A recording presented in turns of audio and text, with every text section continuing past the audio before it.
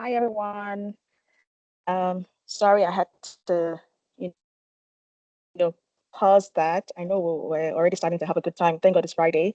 But we need to respect everybody's time and start as quickly as possible. Thank you so much for joining. Well, this workshop is being recorded, so hopefully some other people will join as we go along.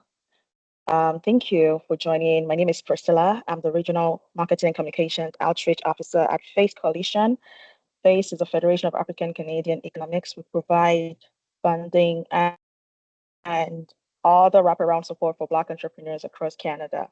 Over the past 3 years, we funded 500 businesses to the tune of $40 million, and we work with over 50 ecosystem partners across the country to support Black entrepreneurs with a business plan, financial projection, tax filing, marketing plans, networking opportunities, mentorship, and so on and so forth. Our goal is to work with other ecosystem partners to create generational wealth within the Black community. And we're so proud of the work we've been able to do over this past 3 years. Um, I like to start with a teaser when we have events like this. Um, let's start with a teaser and then I'll introduce what this event is and our speakers, our panelists. Okay, so I'm going to share my screen, another screen, very quickly. And please bring out your phones. You'll be required to use your phones at this point to answer a quick question. Okay, can everybody see my screen? Okay, fantastic. So please go to menti.com, menti.com. Once you go there, you'll be required to input a code. The code is 659327. 659327. And the question is, how is adulthood treating you today? How is your mind? What are you thinking about? Where's your mind at? You can put in as many answers as possible. So who don't know is you. How is adulthood treating you today? So describe how you're feeling. Are you feeling happy? How you feeling? Good, fantastic. That's amazing. How is adult? Oh, fantastic. Okay. Oh, stressful sometimes. I feel you. I mean, you can put more words. Anxious. Tired. Okay. Thank you so much for sharing. Let's get to about 20 responses and then we'll continue. How is adulthood treating you today? How is your mind? How are you feeling? Are you good? Are you sad? Are you stressed? Are you that gives me joy because yeah, these times that we're in, overwhelmed. Oh, I'm sorry, strong, fantastic. Your mind is strong. I love that for you. You're happy, you're okay, you're grounded. I love that. I love that for you. Okay, we have 6 more responses to go, and we will. Oh, wow, abused and used. I'm so sorry you're going through that. Um, disappointed. I'm sorry. I'm sorry that you feel that way. Just confident. That's nice. Feeling fine, feeling overwhelmed, feeling hungry. It doesn't get more practical than that. You're feeling hungry. So I would take a wild guess and say because good seems to be the biggest word here. So I'll take a wild guess and say most people on this call are feeling good today. And I really, really am happy to hear that. And for other people who are feeling tired or just overwhelmed or um, just disappointed or used, I really, really hope that you find a bit of respite this weekend and over this next season, and you find some peace and love and joy in your lives. Thank you so much for sharing that. Um, so let me stop sharing this and then quickly introduce what this event is and our speakers. We have our amazing speakers already here on the call. Um, these are so um, August. I don't know how many people could know this, but August is Wellness Month. And like I said earlier, at FACE, we don't only just provide funding, debt financing to entrepreneurs, we also help support with other resources, whether directly from our organization or by collaborating with other ecosystem partners. And so when we saw, oh, it was Wellness Month, we thought, you know what, maybe it's a good time to engage with our entrepreneurs to see how they're doing, share some very useful tips that can help propel them in this next phase of their business journey. And that was why we set up this event for entrepreneurs like yourself. So thank you again for joining. Today we have, sadly, Sean was, caught up last minute and is unable to join us today. But we have two amazing ladies with us today, Mona and Taiwo. I've met these two ladies, and trust me, it was first their energies and their aura that really drew me to them. And then when I got to see them, it was, yes, the aura I felt just matched their spirit. Both wonderful women, beautiful inside and out. Mona is a CEO of the Boundless Mindset and the Changemaker Innovation Hub in Ottawa. So you remember I was speaking about ecosystem partners earlier who help entrepreneurs, put some guardrails in their business plan, that support that they need to build and scale their businesses. Changemaker Innovation Hub is one of those ecosystem partners, and Mona is the founder of Changemaker Innovation Hub. But apart from that, she's also a mindset coach, mindset coach as well. I've been to their office location in Ottawa, and they actually have a space where if you need to center yourself, they're there. You can just go there and have like a good, nice, quiet meditation. It's just amazing. So thank you, Mona, for joining us. She's a well sought out speaker. Trust me, people pay thousands and thousands of dollars to get these ladies to speak at their event. So you're very fortunate to have them share with you very freely today. And I hope that you're able to take notes and one, two, or three, or 5 points that would help you go away from this event. Then we have Taiwo. I met Taiwo at another event, and at that time we were volunteering for the same organization. And I had seen her before then, and then I saw her after, and we got talking. Again, it was the aura at first, and then her mind, her love for mental health and wellness just also drew me to her. She's a mental health program manager and a non-for-profit leader. She sits on boards. She's a co-founder of some I think, halting mental health, program. She's really amazing. She understands that she went to school to actually study this. These are women who are not just speaking from their heads. They have knowledge, they have education, they have real life experience to share with us today. And it is a pleasure to welcome Mona and Taiwo today to Scale Up, Stress Down webinar for Face Coalition, Strategies for Black Entrepreneurs to Win in Business and in Life. I don't know, can you just drop like a round of applause on, give them their flowers in the comment section. Let's show them some love, some virtual love. We have to make it as interactive as possible. Thank you so much. Um, so I think I would first get them to, greet everyone, and then we'll go into the questions. As we go along, please, if you have any questions, um, please drop them in the Q&A box. We will get to that. The speakers would, help to address those concerns or questions that you may have. So I'll start from the top. Ramona. How are you doing today? And okay, just say hello to everyone. How are you doing today? Hi, everyone. Hi, Priscilla. Thank you so much for inviting me. I love your energy. You're the most amazing MC. I'm loving this. I love how you're setting this up. So, yeah, thank you so much Thank for you. including me in this event. And hi, everyone. Thank you for joining. Thank you. Thank you, Mona. Over to you, Taiwo.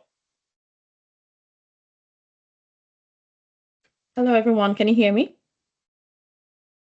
Yeah. Yes. Hi, everyone. Thank you so much for Yes, having yes. me here today. It's actually a privilege to be part of this amazing conversation. Like I told Priscilla, it's obviously dear to my heart and valuable discussion that we all have to have. So I'm looking forward to answering all the questions that you might have today. I feel very refreshed today. I just got back from my vacation yesterday, so I'm getting the last minute school runs and all that. Beautiful. So a lot more refreshed and exciting. Thank you. That's that's so wonderful to hear. Thank you so much, Taiwo. Thank you, Mona, as well, for joining us. Okay, so let's dive right into it. Yeah, I think I have an idea of the question in terms of how do you define mental health. So I want to kind of just go back a little bit and give a little bit of introduction of who I am, and a little bit of background. So I'm actually an immigrant from East Africa, from Somalia. I came to Canada in the early 90s. And so that time wasn't really easy navigating the system. If there's any immigrants here, I think you kind of understand the stresses that are involved. So yeah, I mean, my journey settling was not the easiest. And so even navigating the school system was not it was not smooth. We were like the first phase of Black immigrants coming to Canada. And so, long story short, I ended up actually dropping out of school because academia was not, there was no path forward. I couldn't really see people that looked like me that were doing um, things that I wanted to aspire to. So, long story short, I ended up going back to university in my 30s when my kids went to school, to kindergarten. And so I started my career late. But the cool thing about, going back to school as a mature person is you know why you're there, you know why this is important to you. So you're invested in your growth. You're not just there because you have to. And so I really appreciated my time going back to school, and my career trajectory after that went by really fast because coming to the workforce at that point, I was more mature. I was single mom, so I had all that lived experience. So I was able to really accelerate my growth in the career world. And like Taiwo, I was in the not-for-profit world, even though my schooling was in business and marketing. I gravitated towards social work and community work.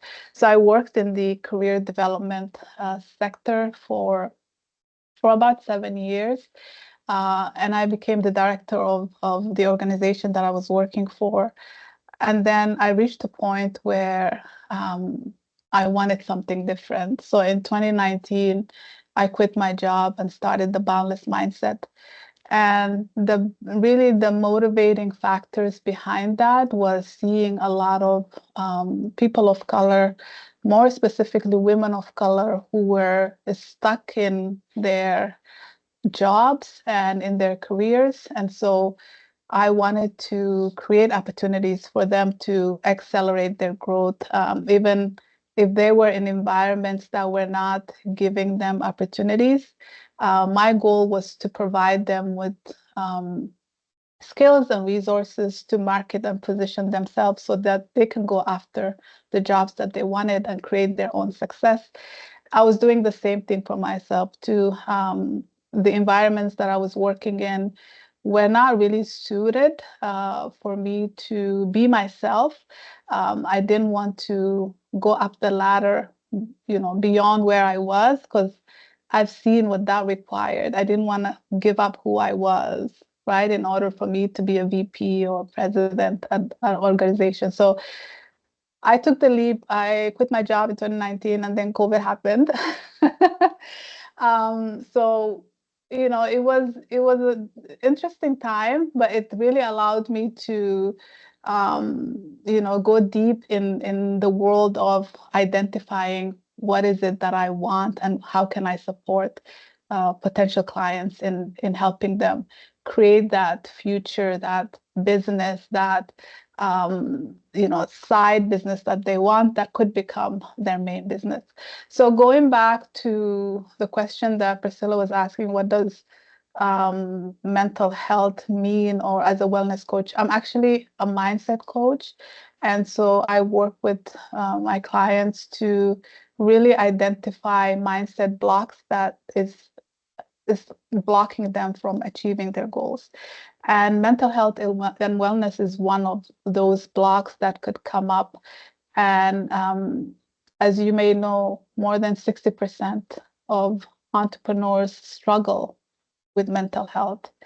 And for Black entrepreneurs, that number is that much higher because we have those additional pressures that we deal with: discrimination, microaggressions, racism, lack of resources, lack of network. So that number of struggling with mental health is much more than 60% for Black entrepreneurs. So to me, mental health and wellness, it's not one conversation, it's not 1 month. It's really living a way um, that centers your needs, right? That makes sure that you feel like you're in control with your day to day. And as you know, we may not be always in control, but we want to feel like we have things under control. And so setting yourself up so that you're able to juggle your responsibilities in a harmonious way. Oh, good. Thank you so much, Mona. I think Priscilla's just getting got cut off, so I'll just go ahead and ask you the next question, if that's okay. Yes, Uh, yeah. could you share some effective strategies for aligning passion with purpose in business ventures while maintaining personal wellness? Yeah, so um, as an entrepreneur, we're usually really passionate about what we do, right? And Yeah. although that's a positive thing, it could become negative when you are not really aware of when you need to take a break, right? Because there's no um, work and life kind of meshes in together. Your business is you're running it, you're wearing different hats. There's no 9 to 5. You're always thinking about work. So in a way, it's you're excited about what you're doing, you're excited about the journey, but at the same time, you might burn out if you're not prioritizing your mental health and wellness and finding that harmony, right? So, Mm. what I would say is, as an entrepreneur, we have the flexibility to set up our day, to set up our work in a way that works for us. But oftentimes, we don't utilize those resources or those tools that we can use. So, um, I would say just really be mindful of how you're feeling in your day to day, and adjust your approach based on what you need. So not every day is the same, right? Sometimes your children are sick. Sometimes you have a busy schedule. So, setting yourself up so that you can handle or you can manage your tasks in a way that feels good to you. So really prioritizing your agenda, making sure your calendar is set up in a way that works for you. For example, what I usually do is I pre-book slots in my calendar that I want to protect, right? So in the morning, I usually don't do meetings because that's kind of my time to plan my day, to center myself, to strategize, to create room for things that could come up, right? And also in the morning where I'm optimal. So I want to use that time to work on high priority things and then do meetings and other low priority items later on in the day. So, just making sure that you're using the tools that you have effectively, such as your calendar is helpful. Taking control of your day to day as an entrepreneur, you have flexibility. So using that flexibility to your advantage and not restricting yourself in boxes, I think is helpful as well. And just taking, more breaks throughout the day, going for walks, stretching, and having the awareness to know when things are getting overwhelming and kind of just take a step back and, come back when you're feeling better. Thank you, Mona. That was great. There was a lot of tips there that we can all use on our day-to-day work life. Thank you so much for answering that. I'll just give you a quick break and I will go to Taiwo for a bit for her first question. So Taiwo, how can you break down the stigma surrounding mental health within the Black entrepreneurial community? Yes, thank you for that. And thanks for sharing so much, Mona. I think we share some form of similarities in terms of our experiences. Working in the non-for-profit world, it's a little different, where we kind of like have to separate our own moral values from what the organization values are. And I'll tell you, that's been one of the biggest challenges I've seen working in the nonprofit world, where I see some things and I'm like, I don't align with that, but because the organizational values are actually there, I have to just abide or adhere to the policies. And I'm in that stage in my life right now where I'm slowly transitioning into building my own like Mona has shared experience working in non-for-profit. I'm also looking for a way to shift into the entrepreneurial stage of working as a therapist. So I'm starting school next week. It's a career break for me at this time, and I'm so excited for it. Going into therapy more specifically for the Black community, because this is an area that I really hold dear to heart, and this is an area living here in Halton region. I've seen the increasing need, but the decrease. There's just not much therapists that are culturally competent, and we talk about stigma. Why are people not approaching our services? Why is there a low amount of interest or just even the awareness and education with regards to mental health and mental illnesses?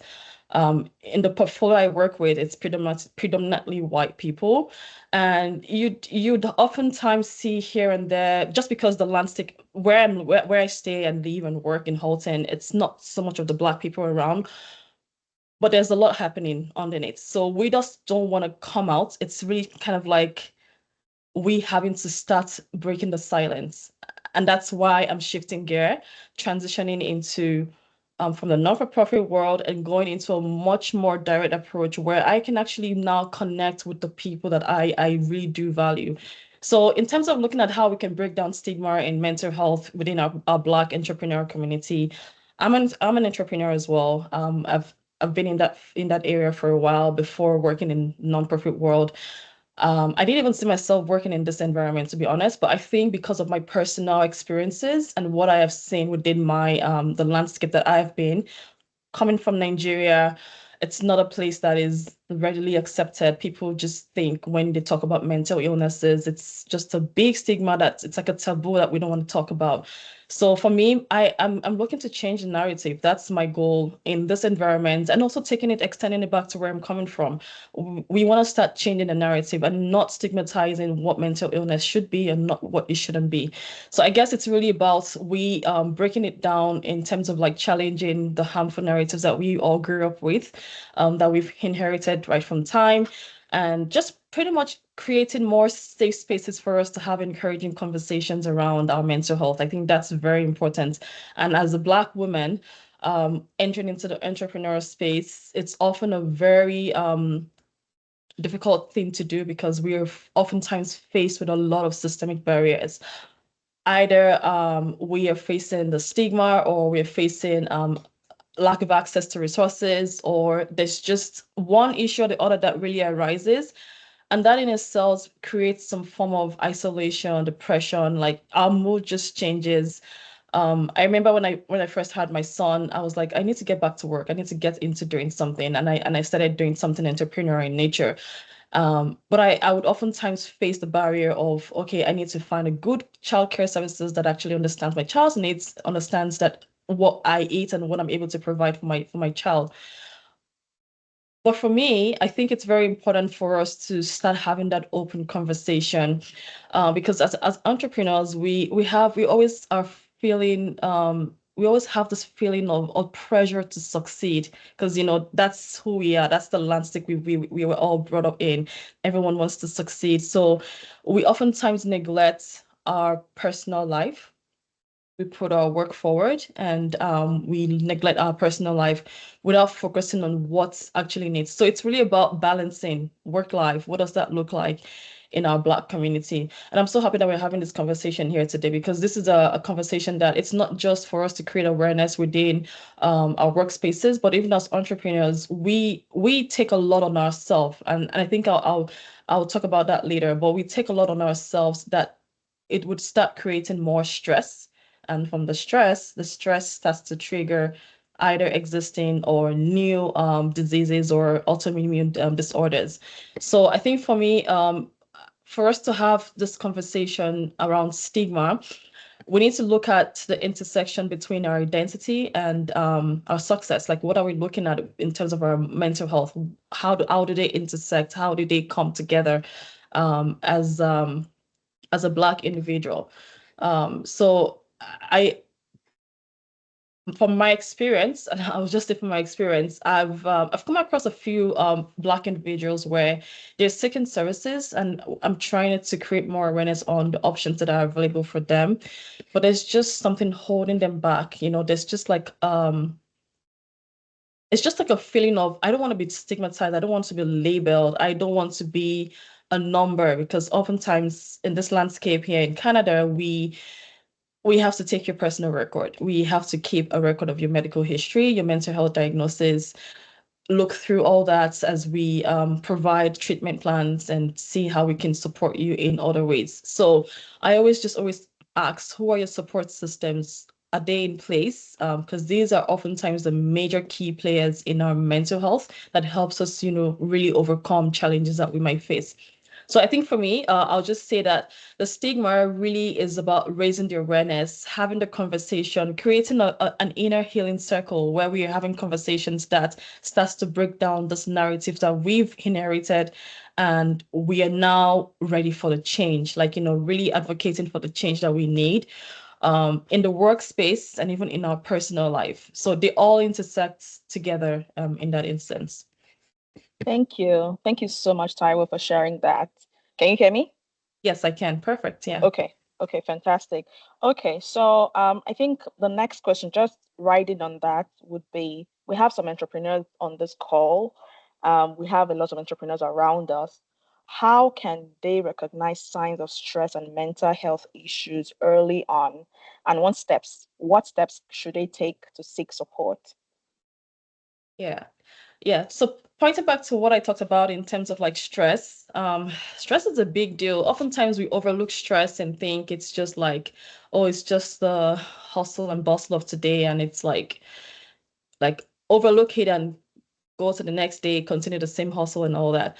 But stress is a big indicator of something happening inside. When we talk about stress, we're looking at the whole body, soul and mind, everything. What exactly is happening to you physically? What's happening to you emotionally? What's happening to you cognitively? Like, what exactly is happening? So as Black entrepreneurs, we're oftentimes faced with like our own unique challenges and our pressures, right, from what we do. And just even put in the systemic barriers that would also really increase that stress is very important. So I'll say, first of all, it's very important for us to recognize that we're actually in a burnout stage. The moment we start thinking that, the moment we start feeling one sort of way that doesn't appear to be the normal for you, then it's time to take a break. It's time to just hold on and pause, recognize that, okay, I'm at this stage in my business where, am I going to move forward or am I going to take a break? or what would that look like if I take a break? And there's also the fear of not wanting to stop. Like you just want to just keep going because if I stop at this point, then da da da da. But put yourself back in a situation where what would I guess it has to be more of like some reflective questions where you can start asking yourself, like, what am I doing right now? What exactly is how is my business being affected by my mood and my stress? So I think for me, it's very important that you look at the stresses, the signs and symptoms. And these are things that we oftentimes look out for people from people when stress starts to exhibit itself. Mental illness is one of a major big player in that, but there are also some other significant signs that might start to happen or precipitate at some point. Could be cognitive, could be physical, could be emotional.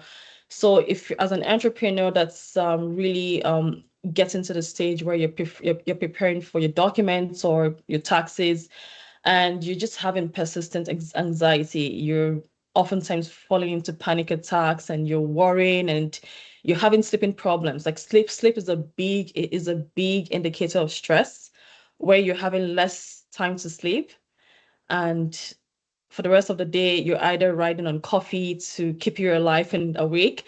So once you start seeing those related issues where you're just chronically fatigued, you're feeling overwhelmed, um, there's some early other signs that you might start feeling. Sometimes you may feel hopeless, you feel like fearful, what would that look like if I start, or you're actually binge watching or binging on alcohol or medication to help you suppress your mood and all that. So for as entrepreneurs, I think it's important to seek help. We always say seek help, but I guess the important part of that seeking help is seek culturally competent help, because oftentimes there's some forms of help that we receive that might not benefit us, either because we don't align in terms of how we think or how our moral values are. So I'll say it's very important to seek help with someone that you trust, either family or friend, or even a mentor. I would recommend, if you can, find a business mentor. There's a difference between a professional mentor or business mentor and like a personal mentor that would just guide you through. If you want to tap into all those resources, that would really help with you navigating through whatever stressful situation that you're having. One thing I do know about stress, and I've seen a situation where stress actually induced autoimmune disorder. Surprisingly, it happens. Like it can induce certain diseases. You might be having an um a current medical issue. The stress can also worsen it, or either introduce or bring up another new immune disorder. So stress just sounds like a very simple word, but the amount of work it does within the body, the mind, it's a lot. So for me, I would say we talk about seeking help. When we say seek help, this is one of the issues we face, the stigma in seeking help. If you're not comfortable seeking help with mental health organizations, there are other community organizations that can provide you support. Even if you're coming through FACE might not be able to provide you the mental health support, but they might be able to connect you, to leverage and connect you to other support. And I think that's very important that FACE is actually doing this event, because we oftentimes neglect our mental health. Our mindset just is only just on the business approach of what we are doing. We don't think of how do we nourish our body, our mind, for us to be able to effectively work um, in what we are doing. So I guess I'll say leverage whatever supports that you have, create your niche. I always call them my tribe. Like I would look out for people that look like me, that understand where I'm coming from, that I can actually feel more vulnerable to in sharing how I'm experiencing, but also looking out for those that we trust, because oftentimes we break the bridge of privacy. We look at how, okay, would this person understand my confidentiality? Like, would they respect me as a person and not having to talk about my situation out there? Or how much can I share? Or how much can I disclose to this person? So be very mindful of that when you're doing that. And I would say just ensuring that you document all that's happening to you, because as time goes on, you're able to fall back to that journal or that documentation to see how you actually walked through the process to prevent yourself from getting into that mess going forward. So documentation is always key because it's a live document that you can always come back to and say, I've been there and I know how to leverage whatever I've experienced, and now I can move forward and have a different change mindset in addressing that future situation. Thank you. Thank you so much, Taiwo, for sharing that. I think you have given us a lot of, pointers for you to know when you're really, really stressed and, there's something about to happen. I think from what I've heard, it's always good to start to tackle those stressors early on before they become big issues. So if you're having sleepless nights, you're having panic attacks, anxiety, um, you're having to overdose on something, even if it's coffee, then you know that this is an onslaught of something coming. So I think it is important to, you know what your patterns are. If things start to happen aberration to that, I think it's important to seek help. And that's why this session is happening today. Mona, are you here? Yes, yeah, I had Okay, to switch to my okay, phone. My okay, that. laptop was acting weird. Yeah, but I'm here. I'm Oh, okay, enjoying. no worries. Okay, so Mona, in your experience, what are some key practices entrepreneurs can adopt to foster a supportive community and enhance their well-being? hmm Um, Thank you so much, Taiwo, for all that you shared. It's really important to create that safe space for you to feel vulnerable, so you can actually share what's happening, right? So in the entrepreneurial world on social media, all you see is the wins, right? You see people really just sharing when they're at their best, right? And so you have this idea of entrepreneurs are like they're superheroes. They can get Mm-hmm, everything done, and it becomes a lifestyle, right? That you show off. But the reality is everything that Taiwo mentioned. It's the feeling of overwhelmed, it's feeling anxious, it's feeling stressed, it's feeling like there's too much on me, right? So I think one of the things that we need to normalize is knowing that, it's okay to not be okay. It's okay to share those moments where you are feeling low, and we can encourage each other to say, you know what, I've been there, and it's okay to be there. And you know what I mean? So then we normalize that it's part of life, it's part of our day to day to go through that up and down, because there's things happening, right? so mm-hmm, so it's up to us to become aware of what's happening and adjust and take care of ourselves. So in terms of like what we can do for us at the Changemaker Hub, we really prioritize mental health and wellness in a way that's seamless, and it's embedded in everything that we do. So as you mentioned, Priscilla, there is a space in the hub where you can just go in, close the door, and be yourself. We had participants in our programs where they were so anxious it was difficult for them to even walk in the room when group sessions were happening, when we were doing in-person workshops. So the way we support our clients, our participants, is being there for them, meeting them where they're at throughout the program. So not saying, hey, if you can't make it, well, don't make it, don't come. If it's hard for you, don't come. We actually meet them where they're at, and that meant waiting at the door before they come in and walking with them, so that they don't feel like all eyes are on them by themselves, right? Taking them to the wellness room, letting them settle their feelings, their anxiety before they feel ready that they can join. So at an organizational level, we need to prioritize mental health and wellness in a way that's embedded in the program design, in the space design, and program delivery, how we interact, and make it a living thing, right? And not just something that lives on paper, but something that actually resonates with people when they're in your space, when they're going through your programs and services. So yeah, having that tribe that you can lean on, the people that you feel, I could be myself with. When I'm feeling low, I could say, hey, I had a shitty day, I don't even know if I could do this anymore. Mm. Right? And they will not judge you for that. I think we need to normalize that, and also move away from the idea that the entrepreneur does it all, Mm. can do it all, and you know see this journey as one that requires a bit of softness too, and we have to change the landscape where it's not hustle all the time, and that's not the normal way of being.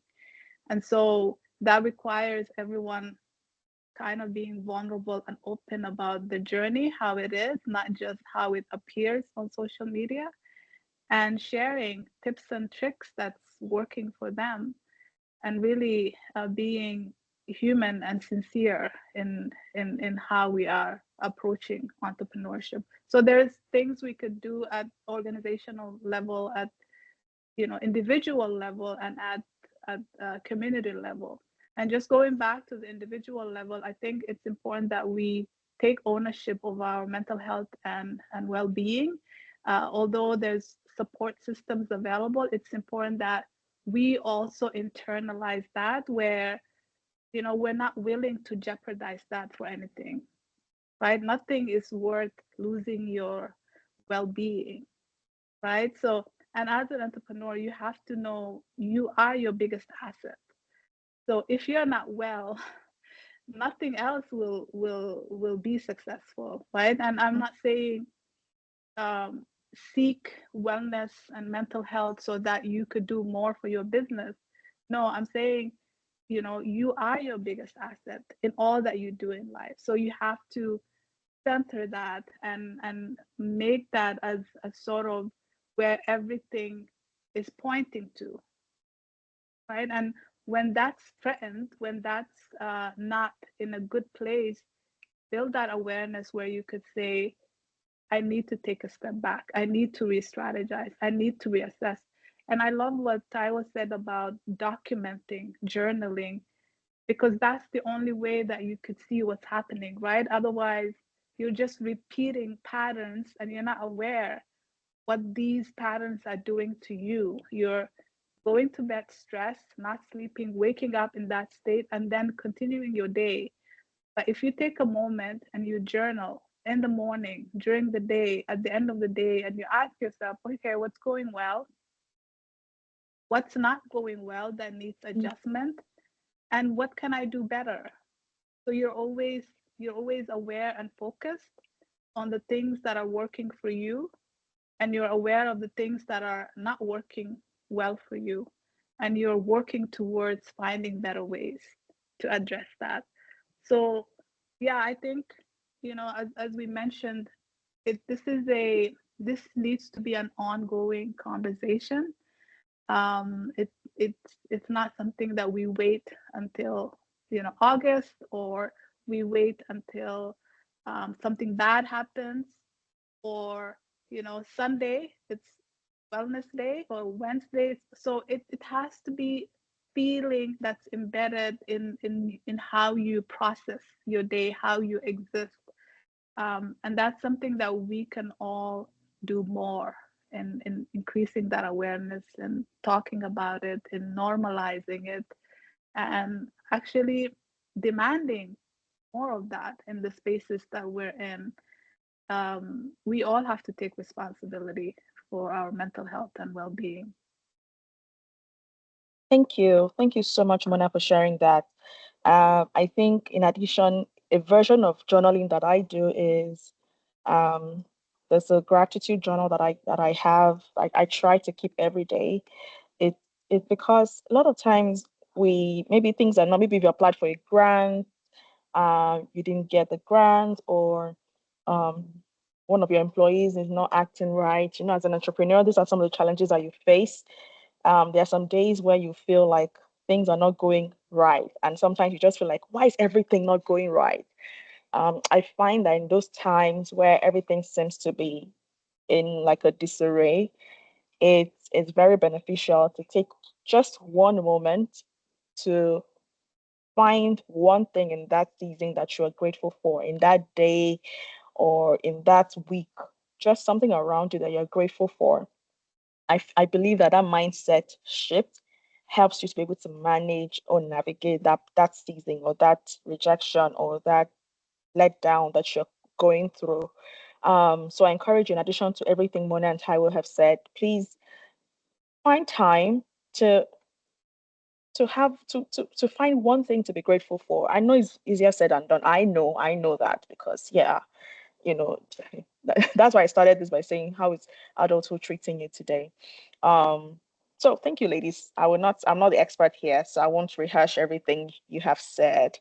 Um, Taiwo, so as entrepreneurs on this call, what are some self-care practices that as entrepreneurs we can incorporate into our daily routines to improve mental well-being?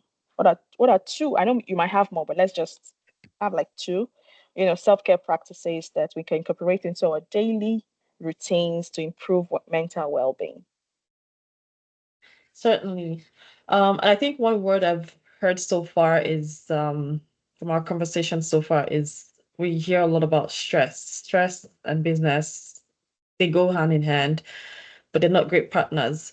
And for as a business owner, um, self-care is very important.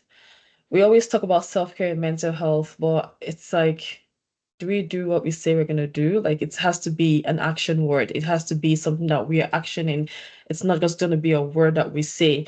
It's not a buzzword that we just throw out there. It's actually an important fundamental practice that we can all intertwine with our business, with our work, with what we are doing. And that's really whatever self-care strategy that you're taking also directly affects the health of your business. So if you're not taking care of yourself, your business can stay healthy. If you're not taking care of your employees, just your business can stay healthy. So it all starts with you, you being the center of attraction. And when we talk about self-care strategies, there are a lot of them that we can focus on. And like I said, we talk about stress. Stress management is something that goes hand in hand with businesses. Like, what kind of environment am I finding myself in? Is it a highly stressful environment? We talk about, and that's what I saw on Menti. I saw a few people talking about being stressed out, and some are grateful. Stress management is a big antidote for whatever that we're experiencing in our work, like in terms of like trying to improve our mental health, our mental well-being. We talk about mindfulness as well. That's another great um thing that we can actually adopt in our businesses. But I'll go into stress management because stress management has a whole lot of benefits that we can actually adopt as individuals, and also imply and include in our business strategies. So we all have our long-term goals, our missions, our values, but in our mind, we're thinking of, how am I going to sustain this in the long run? Am I going to be physically fit enough to run certain projects, or am I going to be able to manage the decision-making processes or delegate duties to people? It all starts with you, like I said, and it's something that we hold at work is we talk about disconnecting from work. I think that's a very great. Most organizations use that policy where we're separating and creating a clear boundary between our personal life and our work life. So I know that I have a set amount of defined work hours. This is my business hours, and this is when I can be reached. But as an entrepreneur that's handling all other roles. You're the admin person, you're the front line, you are the finance person, you're running the books and the accounts. We need to just take a step back and take one step at a time, prioritize what we need to do, and whatever low stressful work that you have, put them away. But most importantly, you're being mindful of how you are maintaining your structure. So you want to have a structured day. It's not going to be, I'll say be ready for being so spontaneous, because as an entrepreneur, there's always going to be something coming in front of you. But then again, it's a matter of how you're able to weigh it. Is this important? If it's less important, I can do away with this.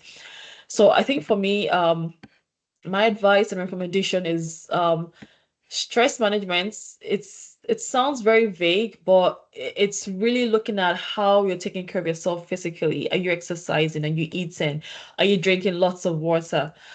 You'll be surprised to know how much water can do in your body, and how much sleep can do to your body, and how much exercise can do to your body, and food. These are like the basic needs of life that we oftentimes overlook, I would say, because as we're working, we're eating on the go. Those are not healthy habits. So we have to start reevaluating, what kind of habits am I adopting? Am I adopting healthy habits that would help me flourish and nourish myself?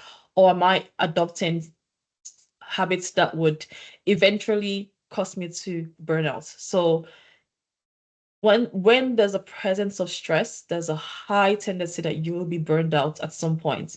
And we don't want to get to that threshold where the burnout sets in and you can no longer physically do what you want to do and mentally think. So I'll say disconnect from work, eat, exercise. I was at that point in my life too when I was running a business and also working. I know that some people might be holding multiple jobs. You're an entrepreneur on the side and you're also working for an organization. It's can be very challenging and taxing. What I oftentimes would do is just to think of what I really love doing. I would work into nature, take a long walk, look at the trees, and just really refresh my body and my mind, or go into cooking and exploring a dish that I haven't explored from maybe a piece of West Africa, apart from the Nigerian dishes, and just really trying something new that would take my mind off the struggles I'm facing during the day. And I know that once I'm home for my personal life. So I have a clear boundary between my work and a clear boundary between my home. And that's what disconnecting from work is. We essentially are creating a time where we say, okay, I'm done with this piece of work. I will come back to you tomorrow. I'll prioritize what I need to do. It's very difficult to do at first, but as you become consistent and more conscious and more mindful, and I'll say self-aware, it will become an easy thing to do. Meditation, if you're religious, if you're a Christian, a Muslim, that's a great way for you to reconnect your mind, your body, soul, spirit. Um, these are things that we don't see in the nonprofit world. So that's why I talk about moral values intercepting with our work values. You have the power to hold your thoughts, to hold your healing. So it's all depends on how well you handle it and how well you incorporate it. So I'll say for me, for you to be able to effectively run your business, for your business to remain healthy, you have to start with you first. It has to start with you maintaining that daily routine and just being consistent. And like Priscilla mentioned, she has a journal. That's a great way to express yourself. If no one is ready to hear your rants, your journal is ready to receive it. So at some point in your life, you're gonna go back to that journal and say, I was once here and this is how I felt. And this is what I think I did. And now in the future, you're looking back at all the struggles that you've faced and how you've overcome it. So documenting your experiences, your feelings, oftentimes actually takes out the burden. It's like you're dumping it somewhere, even though the person is not receiving it. Either the person is listening to you, actively listening to you, or you're just writing it, expressing it out. It's just a form for you to reduce that. And that's self-care. People talk about self-care, beauty, and all that. If you're African, you can go to parties. We love to parties a lot. We love to network with people. Anywhere there's the bedu, we call it bedu in Nigeria. There's the bedu and the dance. We go there. So those are ways we can loosen up. I'll say it's more of like a loosening up. You want to loosen up and feel refreshed and bounce back to your normal life. Thank you. Can you hear me? Yes, yes, I can. Okay, fantastic. Thank you so much, Taiwo, for sharing that. So Mona, I have two questions for you. I will read them back to back so that you can answer them at once. And then I'll come back to Taiwo and then we can take questions from the guest, our audience.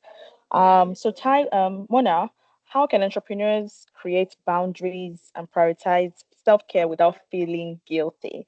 I know we've spoken about self-care, self-care, self-care, but a lot of times there's that guilt of, should I be taking this much time for myself when there's my business there, there's my kid there, there's my partner there, there's my parents, my family there. So how can entrepreneurs create boundaries um, and prioritize self-care without feeling guilty? That's one question. Then the last question is, what are two tips that entrepreneurs can leverage for personal branding to attract clients and build trust? Because I mean, this is speaking to your other, the other part of the work you do with Changemaker Innovation Hub. So how can entrepreneurs leverage personal branding to attract clients and build trust? Did you get those? Yeah, I Okay, got it. Thank fantastic. you. Thanks so much. Yeah, Taiwo, thank you so much. I'm learning a lot listening to you and resonating with a lot of the stuff that you're saying. So for me, the boundary thing actually doesn't work because I'm always like my headspace is always at like I'm always thinking about work, right? And so I love what you said about doing different things to loosen yourself up. So taking break from one activity and doing something else, right? Because the thing is when you have your own business, right? When you're an entrepreneur, you're coming up with ideas all the time. You could be looking at trees and you have a business idea, right? So there's no clear boundary like it would work when you're like 9 to 5, right? So you could really close that door and say, I'm not thinking about this, I'm not dealing with it, they're not paying me for these hours, it's my time. But when you have your own business, the cool thing about being in that space is you're constantly being inspired, uh, of things that you could do.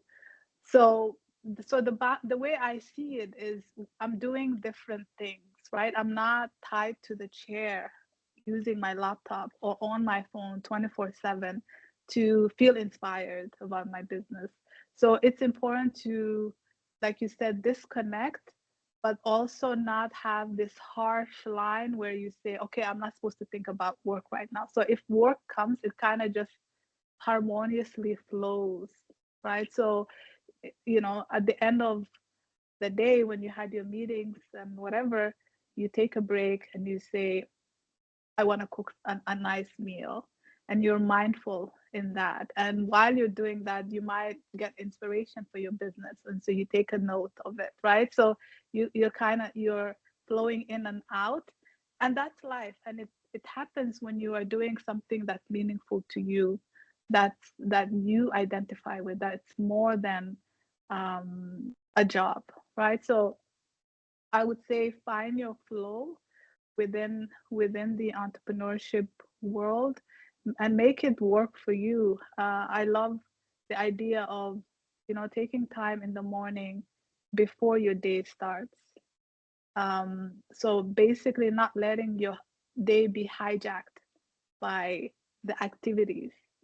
Taking time to pray, meditate, whatever your spiritual connection or practice is, make sure you take that time for yourself.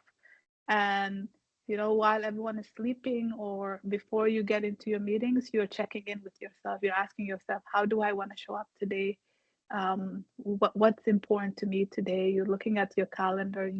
You're preparing yourself to tackle the day or to go through your day, and you're not just jumping in and trying to survive, right? So I would say just make it work for you.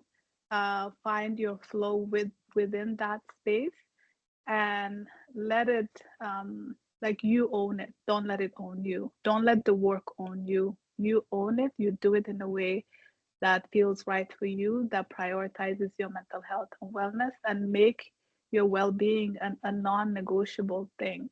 You have the power to do that, right? So take that power and center your well-being. Um, in terms of how can you create Do a all of personal this and not feel branding? guilty. No, Yeah, how and do not you do feel all of that guilty. and not feel guilty? Yeah. The guilty thing, I think it's real. Sorry, it's real because you're seeing people working nonstop, right? And you're wondering, am I not doing enough? So, it's just going back to what we were saying in terms of, if you burn out, there's no business. There's nothing will continue, right? So understanding that it's not a like it's not a short-term thing. You have to pace yourself. It's not a sprint, right? This journey is not a sprint. So you want to build the systems, the mindset, and the practices that will carry you forward long term.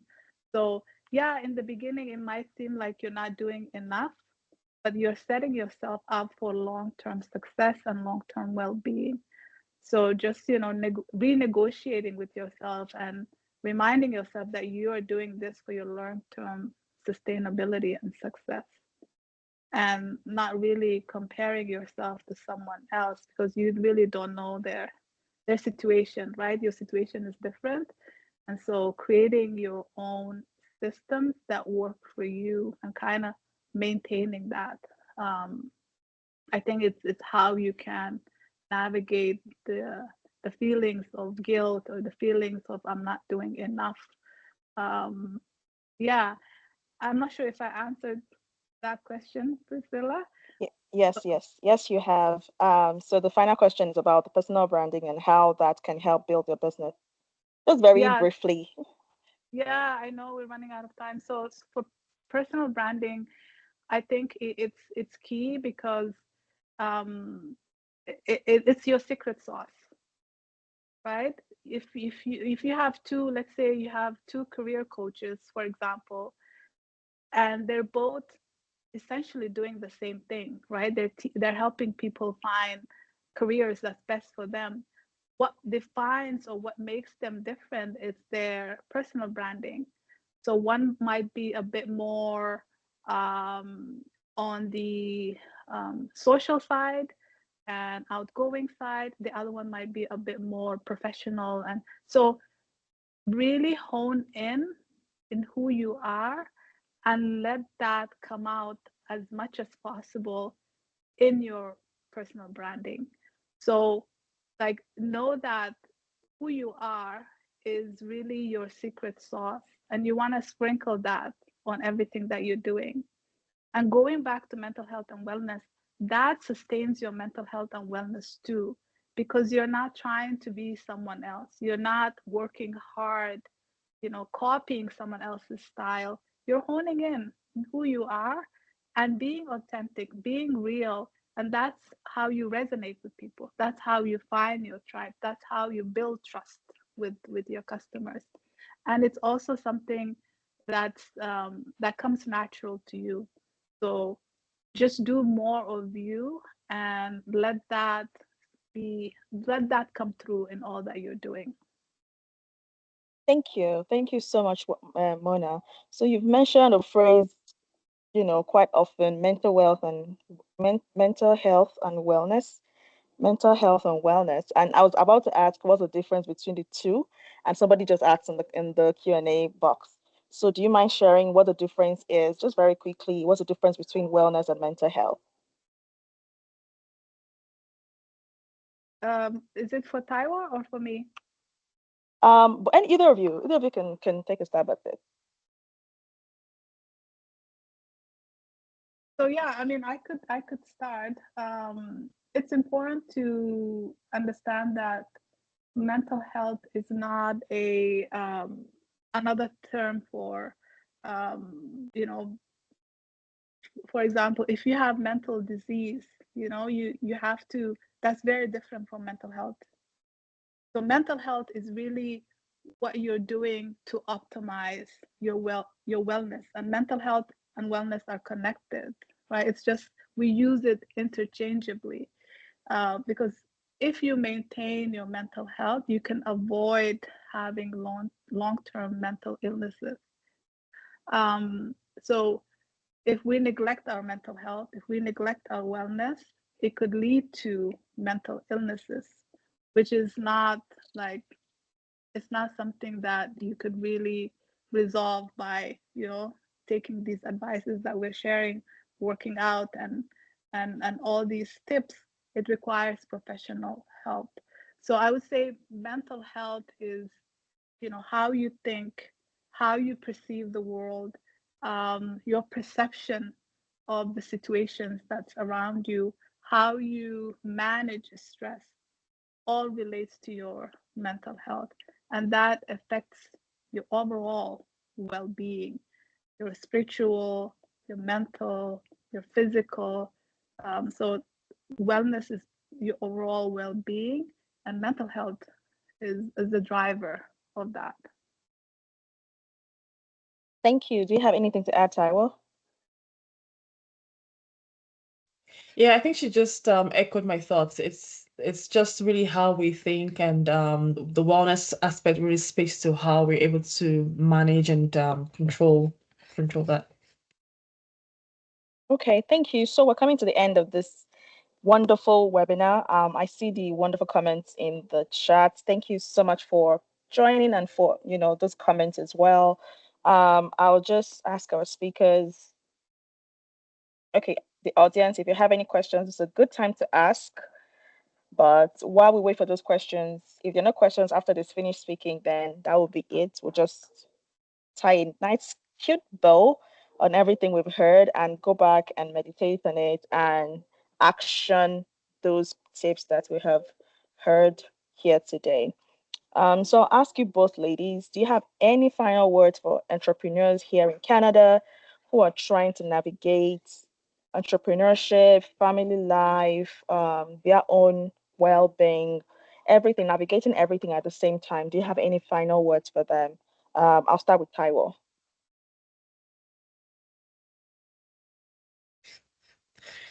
Yeah.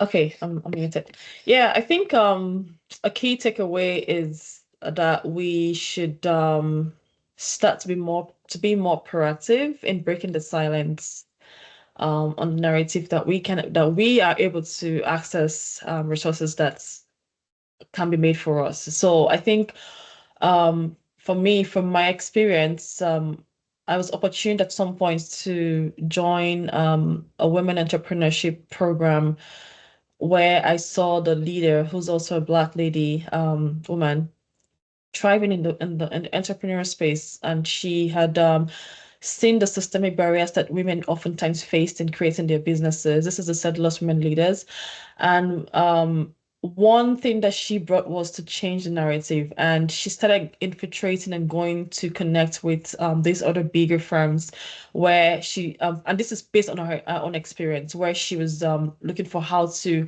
ensure that women could access more financial supports, more financial aids, more funding that is more centrally aligned to building their brand and giving them the tools that they need, like the mentorship. If you can, as an entrepreneur, hold on to a mentor as much as you can, take up the opportunity to expand your niche. So don't just look at it within your environment. Expand your niche, diversify your niche, and see where you can actually tap off on different resources. Because as an entrepreneur, we oftentimes wear a lot of hats. So we are fixing the financial piece. We're trying to manage a project. We're trying to delegate tasks, work with employees. If you can be you, ask more questions. It's not harmful to ask questions, because that way you're able to learn. And I'll say the setbacks that you might have had in your in your experience, learn from them. Those are like life tools that would help you be a better person. So I think for me, it's important that we as Black entrepreneurs, we need to start to break the cycle of feeling overwhelmed, and start with creating more awareness and taking the extra steps. So just remember, like, your value isn't really determined by how much you can handle it. It's really about who you are. You are enough as you are, You're actually enough.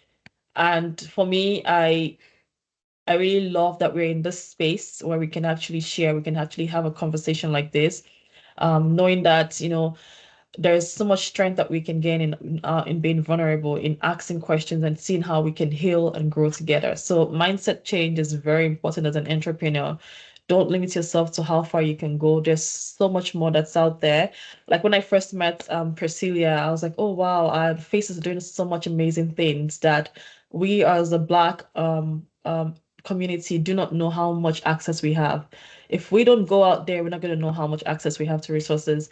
And that's how I've seen myself working in the nonprofit world. If you don't ask, we're not going to tell you that's going to be there, only until we say, oh, we have this, that. But if you keep asking, you would be surprised to know how much access you have to getting into what you're looking for. So I'll say keep asking, don't shy away from, even if you get a no for an answer, the fact that you've asked is a good one. Thank you. Thank you so much, Taiwo. How about you, Mona? And then we have a final question, and that will be it.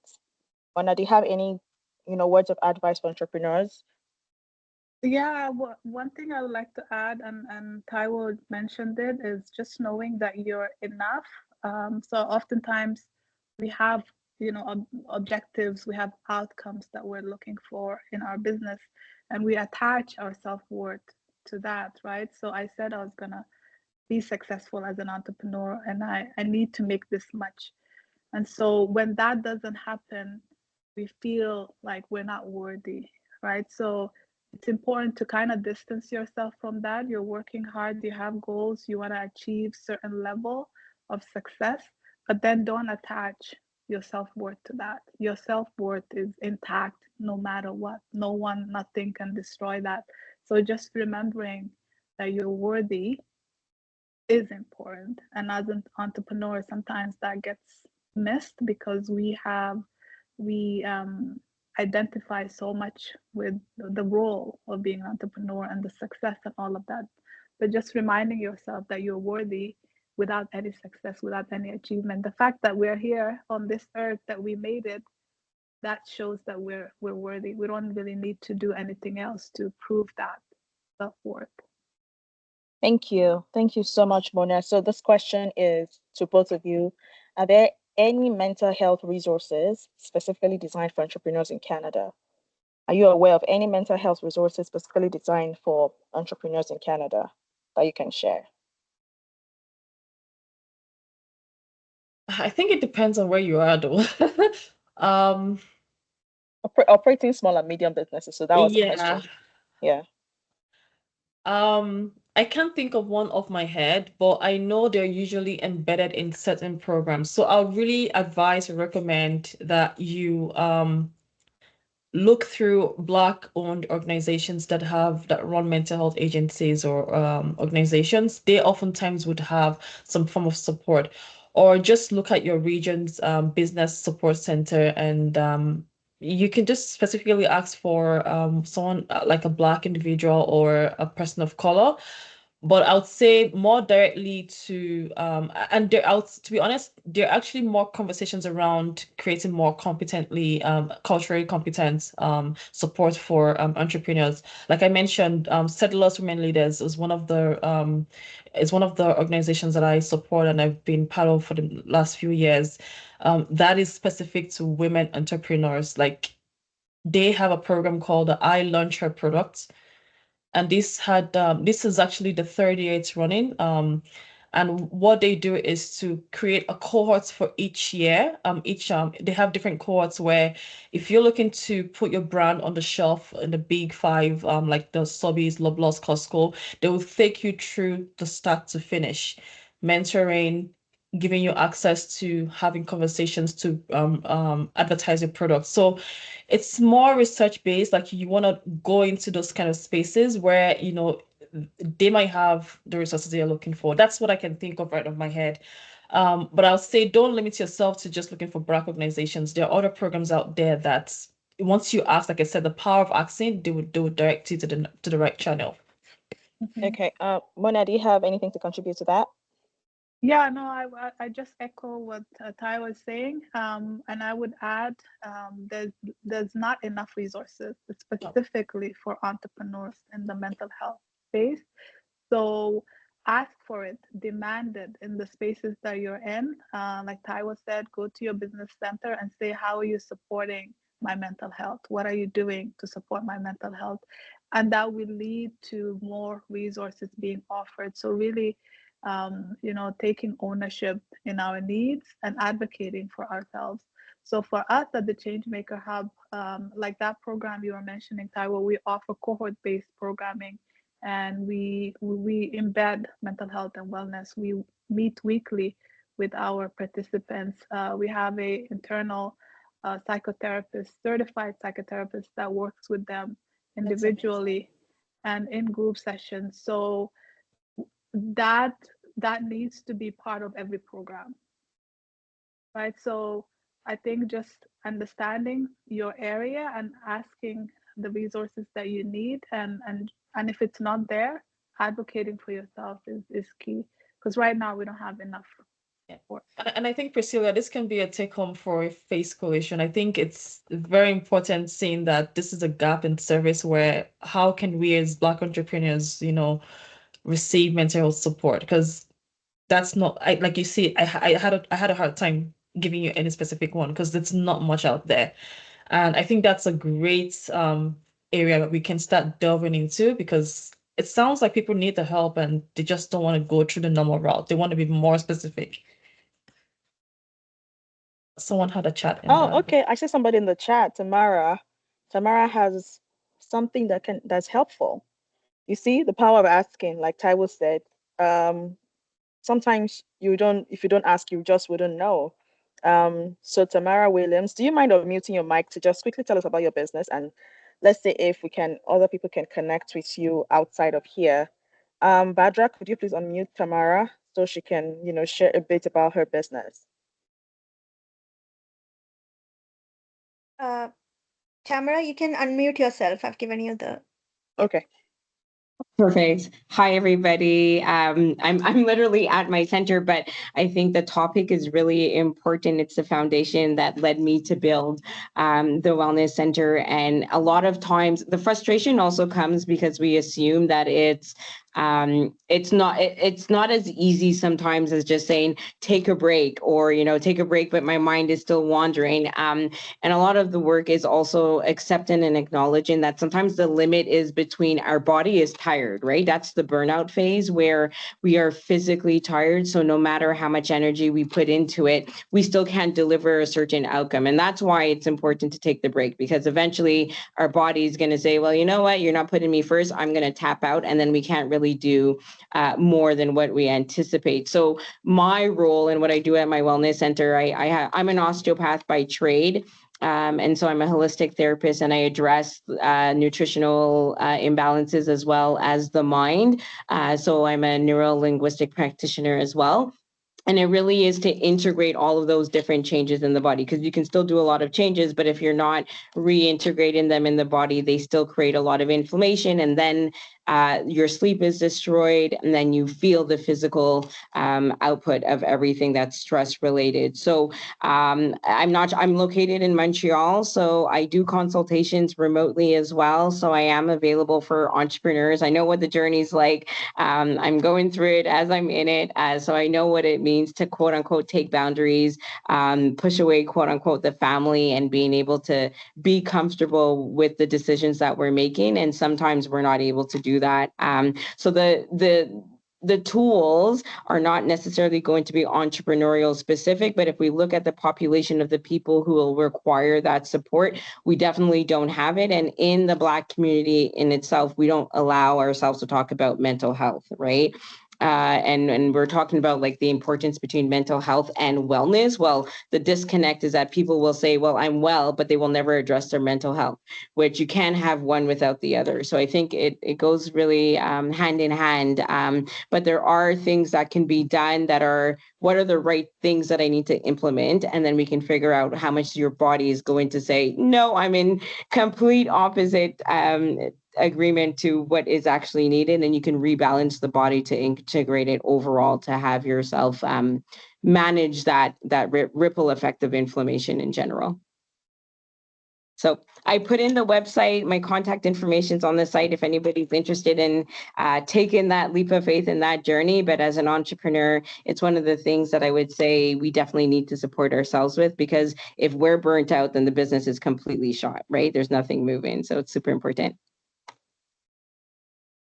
Oh, wow. Thank you so much, Tamara, for sharing that. You see the power of asking. Please drop your email in the chat so that other people can connect with you after now. I will, absolutely. Thank you for letting me speak. So much for joining. I don't want us to take too much of our time after now. So please, I'll connect.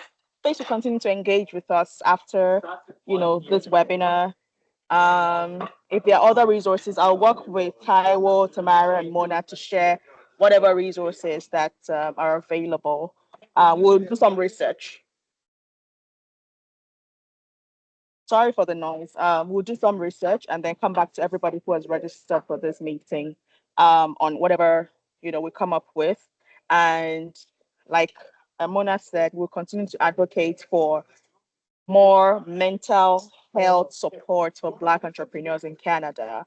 Thank you all so much for joining. I want to put my boss on the spot. Augustine, please, would you please say a vote of thanks to everyone, our speakers especially, who have, volunteered their time today to share with us. Thank you. Thank you, Priscilla. I knew I was going to be put on the spot, so I tried to prepare. Well, thank you so much, Taiwo, Mona, and Tamara. It's been a fantastic conversation, and for sure, it's not ending here. This is a start.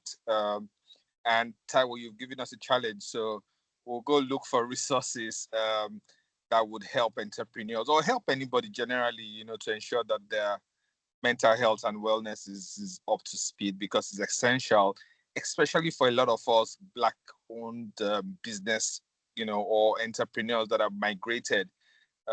It's a totally different environment, the culture, the nuances, and it has a toll. A lot of times it has a toll on our mental health, right? When I listen to your story coming in from Somalia and stuff like that. So, yes, Somalia, I believe. So, yeah, thank you so much. It was great having you all on the call. And we'll definitely take it up from here. Thanks. Enjoy the long weekend, everyone. All right, everyone. Thank you so much. Bye. Thank you. Bye. Thank you all. Thank you.